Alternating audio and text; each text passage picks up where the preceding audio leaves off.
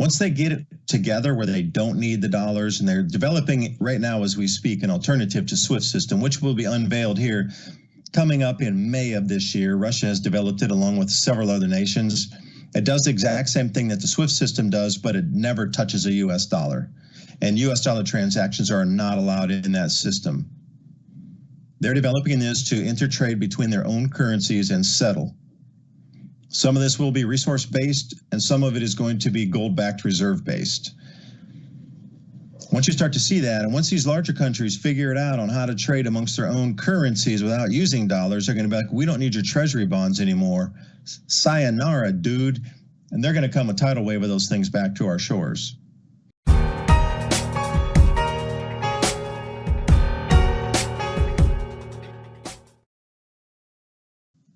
And welcome back. Mini Ice Age Conversations right here, Brighteon TV, every other Friday, 2 to 3 p.m. Eastern Standard Time in the United States. I'm over in Honshu Island, Japan, halfway across the world coming at you.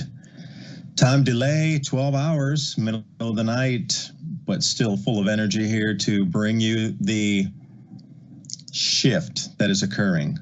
Not only is there a shift happening with our magnetic field on the planet, you can feel that. There's a shift in time, but we're also seeing a shift in economy happen across the planet in unison, all while many in the West are asleep. Now, having traveled and been traveling in Asia for these last couple months here, the push for citizens to buy gold is astounding, to say the least. You know, governments over here are encouraging people to buy 1 gram pieces of gold as a way to invest and save. Now, that in addition, for how many tons, hundreds of tons, thousands of tons is that? But the banks across Asia are just voraciously gobbling anything, and they're offering more money than the Western price just so they can bring it over here. And we'll go through some of that tonight. But it is going to be the Arctic century. Truly what it's all about is new shipping routes being set up with new payment systems amongst trading partners outside the Western grip of anything SWIFT, anything U.S. military, anything U.S. dollar. Now, you might think that's going to be impossible when you start to look at the amount of countries and the number of countries that are involved in this. It's 80% of the planet. So you might say, well, you got the U.S. and England, you got Australia and New Zealand and whatever, but you got the other 80% of the planet plus that's going to be coming off and firewalling out the Five Eyes nations. No way to really simply put this otherwise than just prepare yourself. You're really going to need to prepare yourself. But get more self-autonomous, because we're looking at a lot of large container ships not make it in over to the U.S. ports anymore. And originally Jim Willey, who I'd heard this from about 6 months ago, he was kind of out on his own out there, you know, talking about this, not accepting U.S. bonds at delivery at port. But now others are really starting to look out there and go, there's no container ships in our ports. You're looking at days out, 0. So something significant is happening with inbound shipments into the United States. We're hyperinflating our money away. People prefer to have something else than U.S. dollars out here right now. They prefer to have anything else than. So seeing it on the ground, purchase of gold, don't want the dollars. It's written on the wall where it's going right now. So it is going to revolve around the shipping, because that's the thing. Like, the commerce will continue with or without us. That's the biggest thing to take home. With or without us, it's continuing. And this whole bullying of country after country moving forward is not helpful in any way, shape, or form. So we look at these 5 busiest shipping routes in the world. They're controlled by the U.S. Navy. Those choke points there, Malacca Straits, then we got the Hormuz thing going on right now where they're rerouting around Cape of Good Hope, Panama Canal. That's all within American reach. Rotterdam, that whole Mediterranean, well within naval control of the U.S. So if they want to constrict trade, embargo trade, they can do that. But you've seen what a couple small players can do. They can reroute a bunch of ships. And by the way, I just heard that they got hypersonic missiles from Russia. Those are single ship killers. Before, they had a bunch of rockets, and they started to up the ante and were getting better munitions as they were going along. But now they've got the ultimate on the planet to start firing off at those ships. It's absolutely a game changer of what's about to happen there. Especially, I was shaking my head going, they got hypersonic missiles now. How did that? So it's tit for tat. but it's going to get exponentially nastier in an instant as we go through with this new news coming out. If they truly have those hypersonic missiles, this shipping route is going to close down. That's a one ship hit sunk type of thing. No insurance company will insure those vessels. So you need this still, all of them are going to have to go around the Cape of Good Hope, except for those ones that register first to transit through the canal. Otherwise, you're going to be relegated to the Arctic route. And you can see there's 2 Arctic routes here, but what does that depend on? A nuclear-powered icebreaker fleet. Russia has now commissioned the 5th nuclear-powered icebreaker in St. Petersburg that already 2 months ago started construction. Now, is this truly this Russian demonization thing? Is it truly about Russia, or is it about, Russia's building this massive nuclear icebreaker fleet that's going to completely go around all U.S.-controlled shipping lanes, open up the Northern Sea route, set up bases and communications in cities out of nothing like our American gold rush in 1849, just plunk them along there, and start an entirely new economy based in the Arctic, again, trading amongst BRICS nations, controlling the sea route itself. This time it's 100% within Russian control. No American ships allowed up there. That is going to be a Russian-Chinese controlled shipping area, shorter by a week trade. And how much would you save in fuel costs by going a week shorter on a trade route? Running both directions. This is called the Northern Sea Route, NSR. You're going to hear about this more and more as we move along. You're going to hear about it trickle, trickle, trickle, and then waterfall. So we're on the Northern Sea Route here. They're just going to bypass everything Western controlled. And that is truly where it moves to. Now, I'm going to put a couple slides up here to frame the context, because you might think it's in its infancy, but it's really much more advanced than its infancy. So VTB Bank right now, along with, United Arab Emirates, is talking about developing not only nuclear-powered icebreakers, but different fleets of cargo ships that can run through ice, funding it to develop this technology with Russia, knowing that they're going to be running oil up through there in the future. Now, this is all a plan through the Middle East BRICS nations and NSR cargo routes that it's all being developed here. And this is World Build, DP World, and that's going to be, coming out of the UAE. So the Middle Eastern nations are already planning to work with Russia to run this route for their oil shipments over to China and other places in Asia, bypassing everything else, Suez Canal. They're going to be protected. They're going to run it around. And as soon as it leaves over there and gets anything off the China coast, it'll be hands off for anything U.S. They're setting up their own unique spot in the center of the planet that connects the 2 most prosperous continents and economies of the Asian nations. So we'll see how it works here. But Ratsalm, you keep your eye on this one here. And DP World, they're going to build these specialized container ships that run through ice, along with the nuclear-powered icebreaker. So an entire new technology front is being built right now to facilitate this changeover. And Svalbard, we're familiar with the seed storage facility up there. Well, they're actually building out Russian ports. This is what would be considered a string of pearls along the northern route, with their, flag post here as going to be one of the largest. This is going to go from this little small town you see here to like a couple 100,000 people because of the amount of trade and commerce that will be there. Think of the American gold rush in 1849, 1850, 1851, but just move it up to the Arctic and then substitute shipping. So this is a 1 year, what they believe there'll be 21.6 million tons of oil shipped just in the first year alone, and that is 154 million barrels of oil running through in the test phase. The test phase. Not only is Russia up there producing their own hydrocarbons, natural gas, liquids, oils, but then they're going to be running with the Middle East a huge amount of oil shipments. So the UAE, also in conjunction with the container shipping vessel development, is also developing double and triple hulls for running ice cargoes of oil through there. So a 2 million barrel super tanker. They're developing Arctic technologies for this. It is moving fast, and as much as battery technology, that whole infrastructure for green has been built out and developed, You're seeing the same thing happen with Arctic infrastructure. It's really mind-boggling.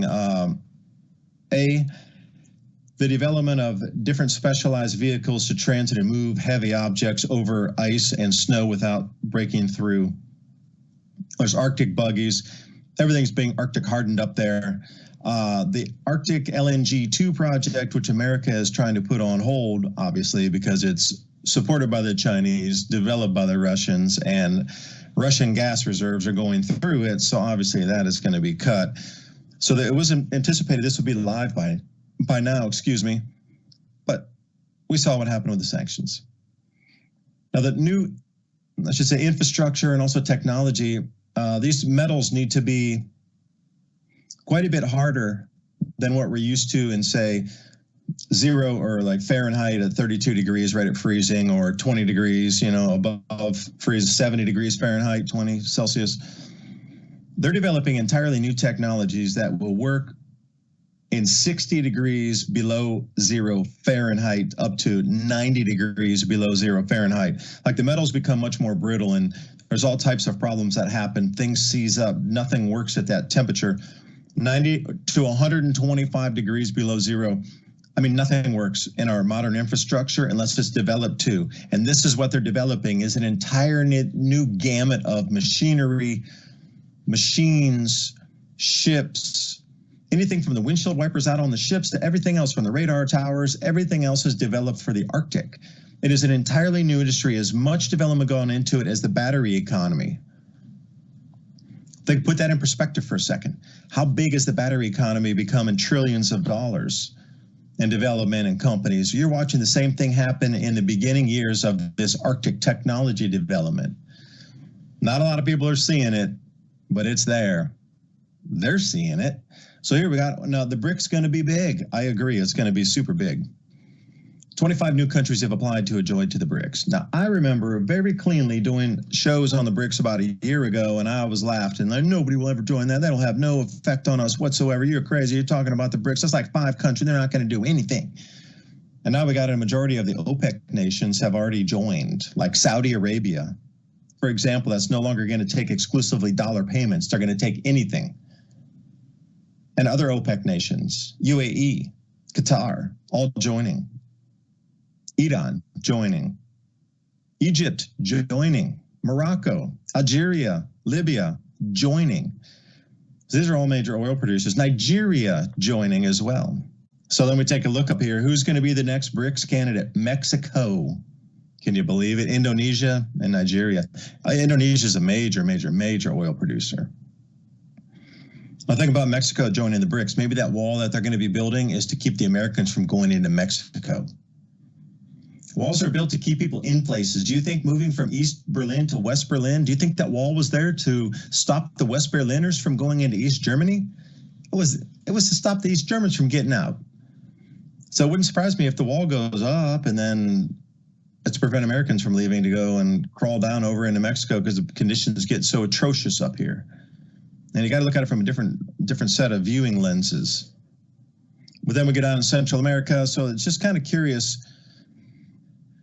In the Islamic world, and in the Central American, South American world, who's going to be joining the BRICS beyond Brazil? How much GDP globally is that going to encompass? And how are they going to trade amongst themselves without using US dollars? This is the big kicker right here. Once they get it together where they don't need the dollars, and they're developing right now as we speak an alternative to SWIFT system, which will be unveiled here coming up in May of this year. Russia has developed it along with several other nations. It does the exact same thing that the SWIFT system does, but it never touches a US dollar. And US dollar transactions are not allowed in that system. They're developing this to intertrade between their own currencies and settle. Some of this will be resource-based, and some of it is going to be gold-backed reserve-based. Once you start to see that, and once these larger countries figure it out on how to trade amongst their own currencies without using dollars, they're going to be like, we don't need your treasury bonds anymore. Sayonara, dude. And they're going to come a tidal wave of those things back to our shores. This year it begins. You start to see why a lot of things are happening. It makes much more sense why our print to the moon infinity here thing And then also a multipolar market. This is a good one if you want to follow, more non-dollar denominated news on how these currencies are connecting inside new systems for payment and settlement. So China stepped up efforts to create a new trading system. So this is what China did while nobody was looking here in the West. They set up a new trading system amongst 28 countries that have, trade inclusions with China and trade tariff partnerships with China. None of those involve US dollars. All those countries are trading without. None of those involve the US or the EU. So China set up its own internal, 28 nations have joined their trading bloc, preferential treatment, tax-free, trade zones, or whatever. That's a lot of settlement outside the dollar.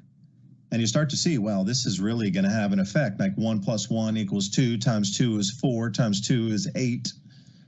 What's that old adage? Would you like to have a penny doubled for a month or $1 million? I'll take the penny doubled for a month. Every day it doubles. And you're looking at 28 countries doubling. And then one of these other countries, 25 more, are going to join BRICS. And then you see how this is getting firewalled and segmented off. Now, China created its own trade zone with all these partners outside that are settling all outside the US dollar for all that stuff coming from China. All the raw materials going into China, they're all being paid outside the US dollar. Then we got the whole BRICS nation settling over here, all outside the US dollar. Once this connects with the BRICS, every nation you see on here will no longer need to hold US dollar bonds. They'll no longer need treasuries at all. Now, Japan got kicked in heavily in the head here by selling off a lot of their bonds because their currency was pegged. It was the base of it. If you go back in time, after World War II, when this place was reset up, the treasury bills were like the bedrock of the base of the yen.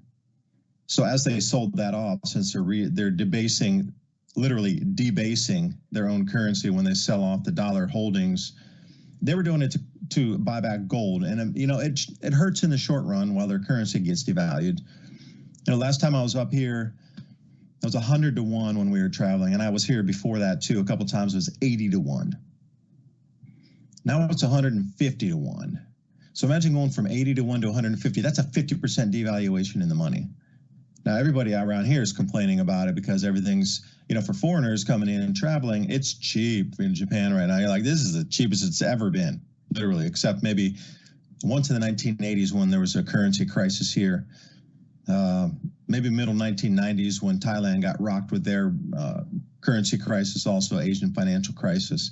Otherwise, except for those two very, very short periods of time, this is the least expensive it has been to travel in Asia, or in Japan, forever.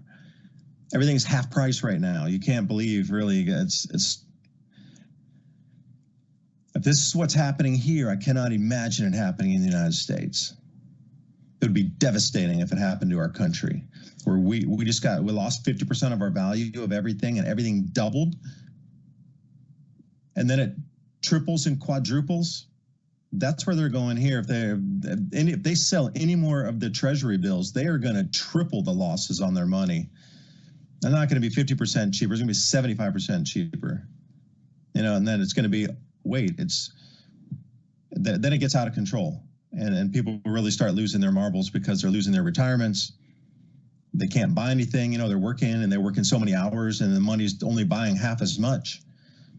People are starting to get a little animosity here about the way the government's handling their financial affairs because it costs them so much.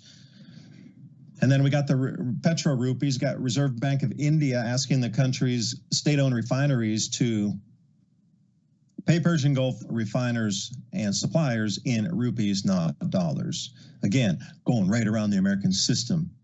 That's a lot of trade between India and the Middle East to get their oil, refined product, as well as raw crude to come on in. So everywhere you look, it's death by 1,000 cuts, and we're around, say, cut 900 by now, or 888 if you want to be lucky in numbers here in Asia. So how does the rubber meet the road for the rest of the hour here?